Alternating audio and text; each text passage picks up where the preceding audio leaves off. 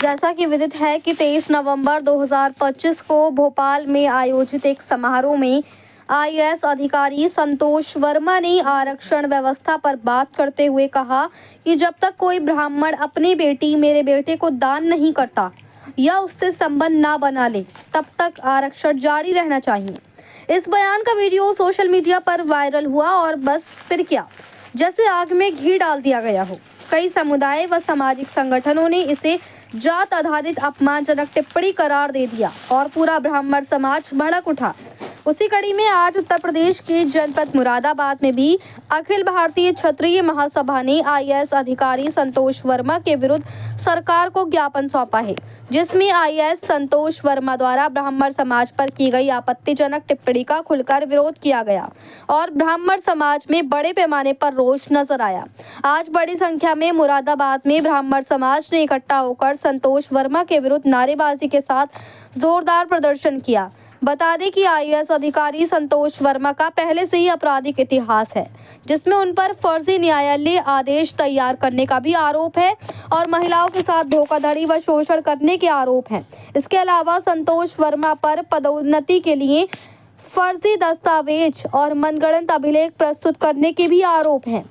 इन सभी मामलों से ये स्पष्ट होता है कि उक्त अधिकारी का आचरण शुरू से ही अनुशासनहीन, भ्रष्ट, नैतिक विहीन और प्रशासनिक मूल्यों के विपरीत रहा है। इसीलिए ये अधिकारी सेवा में बने रहने योग्य नहीं है। इसमें क्षत्रिय महासभा ने यह भी मांग की है कि उनके सभी पुराने प्रकरणों की सीबीआई एसआईटी द्वारा पुनः जांच कराई जाए। वहीं दूसरी ओर ब्राह्मण समाज ने समाजवादी पार्टी के प्रवक्ता मनोज यादव द्वारा दिए गए विवादित, अपमानजनक और भड़काऊ बयानों के विरोध में भी मोर्चा खोल दिया। दरअसल आपको बता दें कि समाजवादी पार्टी के प्रवक्ता मनोज यादव ने एक समाचार पत्र चैनल की लाइव बहस में अत्यंत भड़काऊ, जातीय रूप से विभाजनकारी और मुख्यमंत्री योगी आदित्यनाथ सहित पूरे हिंदू समाज, सवर्ण समाज व सामाजिक संगठनों के प्रति अपमानजनक वक्तव्य दिए, जिससे पूरे उत्तर प्रदेश में ही नहीं बल्कि देश भर में रोष है। आज अखिल भारतीय क्षेत्रीय महासभा ने समाजवादी पार्टी के मनोज यादव और आईएएस अधिकारी संतोष वर्मा दोनों के विरुद्ध कठोर से कठोर कार्रवाई करने की मांग उठाई है और दोनों को ही तत्काल प्रभाव से बर्खास्त करने की भी मांग की गई है। साथ ही ये भी मांग की है कि उक्त दोनों पर मुकदमा भी दर्ज किया जाए, क्योंकि दोनों ने ही आपत्तिजनक टिप्पणियां की हैं। मुरादाबाद से परवेज अंसारी की रिपोर्ट। नाम आपका? मेरा नाम जितेंद्र प्रताप सिंह, जेपी एडवोकेट, मुरादाबाद। मैं वर्तमान में अपनी बार एसोसिएशन की लाइब्रेरी मुरादाबाद का जॉइंट सेक्रेटरी प्रशासन हूँ।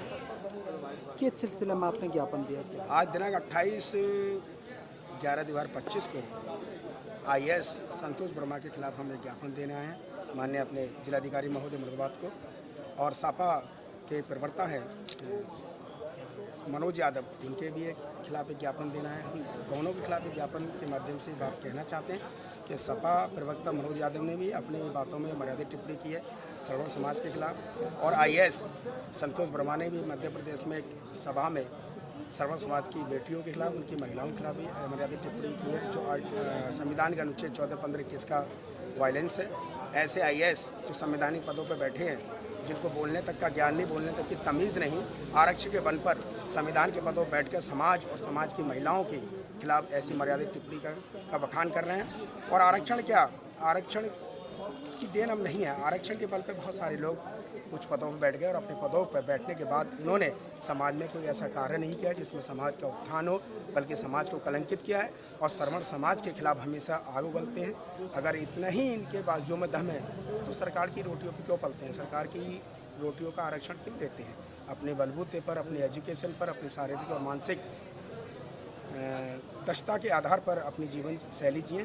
क्यों ऐसे समाज में खड़े होकर, ऐसे समारोह में खड़े होकर इस तरह की मर्यादित टिप्पणी करते हैं? संतोष वर्मा जो आईएएस हैं, उन्होंने ब्राह्मण समाज की बेटियों के खिलाफ जो बयान दिया है कि आरक्षण जब समाप्त होगा जब कोई ब्राह्मण समाज का कोई व्यक्ति अपनी बेटी को मेरे यहाँ ब्याहे या उसके साथ संबंध स्थापित कराए, तो ऐसी कलंकित और अमर्यादित नॉन-वेज बातें समाज में खड़े होकर आईएएस वर्मा को बोलने का राइट नहीं है।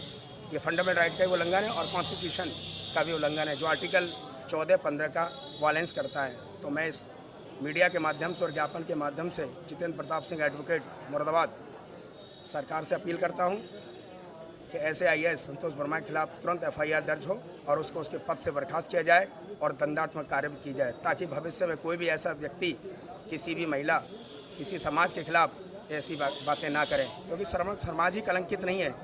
मैं श्रवण समाज की ही केवल बात नहीं करता, मैं पूरे समाज की बात करता हूँ कि किसी की माँ, बेटी, बहन के खिलाफ इस तरह की बातें करना अपने आप में अमर्यादित है और कलंकित है। ऐसे व्यक्ति को ये ऐसे पद पर रहने का अधिकार तो क्या है, ऐसे व्यक्ति को जीने का अधिकार भी नहीं है। अगर ऐसे व्यक्ति के खिलाफ तुरंत कार्रवाई नहीं की तो जातीय विवंश फैलेगा और समाज में अलगाववादी बातें शुरू हो जाएंगी। मैं पुनः सरकार से अपील करता हूं कि ऐसे खिलाफ तुरंत कार्रवाई की जाए और दंडात्मक आदेश पारित की जाए। ठीक है। क्या नाम आपका? मेरा नाम रंजीत सिंह है। मैं अखिल भारतीय क्षत्रिय महासभा का जिलाध्यक्ष हूँ। किस सिलसिले में आप ज्ञापन दे रहे हैं? आज हम ज्ञापन दे रहे हैं। एक तो संतोष यादव जो सपा का प्रवक्ता है, उसने हमारे मुख्यमंत्री योगी आदित्यनाथ जी के खिलाफ और क्षत्रिय समाज के खिलाफ अनर्गल टिप्पणी की है, तो उसे एफआईआर कराने के लिए हम दे रहे हैं वरिष्ठ पुलिस महोदय को और डीएम साहब को, क्योंकि उसका पहले भी रिकॉर्ड बहुत ख़राब रहा। हमने पूरा विवरण दिया है उसका अपने ज्ञापन में कि उसके पहले क्या कई कार्रवाई हुई है उसके ऊपर। उसका आर्थिक उसमें भी नाम है, कई जांचें हैं पेंडिंग है, जो उसके खिलाफ तत्काल जांच करा कर उसकी पूरी संपत्ति भी सीज की जाए। तो क्या मानते हैं इस जैसा और बयान? दूसरी एक आईएएस हैं संतोष वर्मा जी, उनके खिलाफ हमने वो दिया है कि उन्होंने ब्राह्मण समाज की महिलाओं के ऊपर अशोभनीय टिप्पणी की है, बहनों के ऊपर। तो कहीं ना कहीं बिरादरी के अंदर आपके कहीं ना कहीं गुस्सा नजर आ रहा है। हाँ, ये बिरादरी नहीं, ये तो पूरे देश के लिए गलत है, तो हम इसीलिए दे रहे हैं कि पूरा माहौल ख़राब कर रहे हैं देश का। तो एफआईआर की मांग कर रहे हैं? हाँ, एफआईआर की मांग कर रहे हैं पूरी जिलाधिकारी महोदय से और वरिष्ठ पुलिस अधीक्षक से। ठीक।